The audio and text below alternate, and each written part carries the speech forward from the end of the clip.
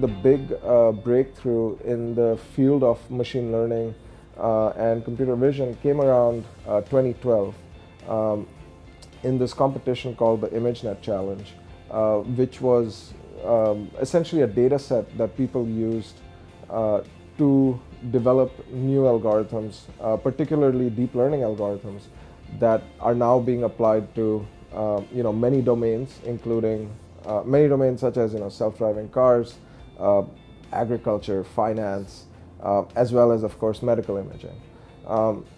So the big breakthrough that deep learning brought was just a different way to think about the same problem. Essentially, in the past, when people used to think about how can we train a machine to identify an object, what they would do is so let's assume we want to find a chair in an image. What you would do is you would say, okay, we know a chair has legs, which are like say vertical. The chair has a seat which is horizontal. It has a back which is vertical, and they're structured together in a particular way. So let us design a system that can identify each of these components, put them together in the right way, and then we can say, okay, now we have found a chair.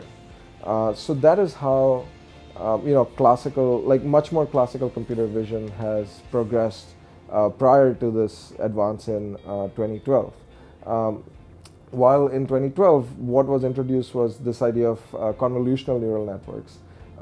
Interestingly, they had been around since the 1990s, but had not become popular for a long time for a variety of reasons. But the new way of thinking about the problem was instead of defining how we find a chair or how we break up a chair, we instead let the computer decide that based on a lot of data. So essentially, you give the computer 1,000 images of here are images that contain chairs. Here's another 1,000 images that don't.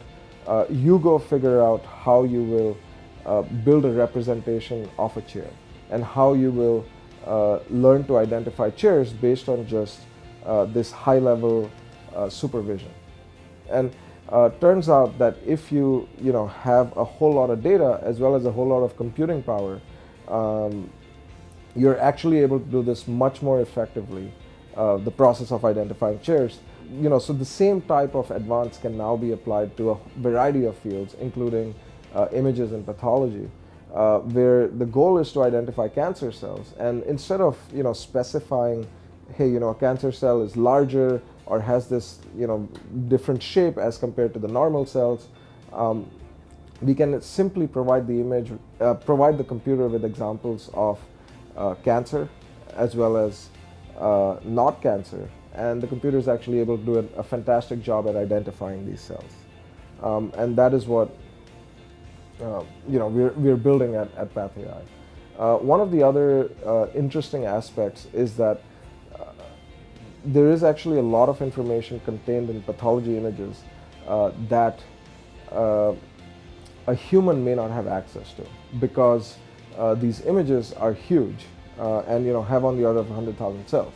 So the next question we decided to ask, and which is a big focus of the company right now, is how can we get more out of what we're looking at? So essentially, instead of just trying to replicate what a human is already doing, can we actually try and predict how long a patient will survive using the same data? What it means is that we typically, a lot of our partners are pharmaceutical companies that are running clinical trials for new drugs. So essentially, they have a trial. In the trial, they're testing a new drug. So they will take this drug, they'll give it to, say, 1,000 patients. Out of the 1,000 patients, what turns out is, maybe 300 of them respond to the drug, they get better, and 700 don't. So what we're able to do is we're able to predict what patients will get better using their samples from before when the trial started. And as you can imagine, that can be extremely powerful for the patients, because they have a higher probability of being alive. It's great for the pharmaceutical companies because their drugs become more effective. And it's great for us because we get to work on really cool technology while saving lives at the same time.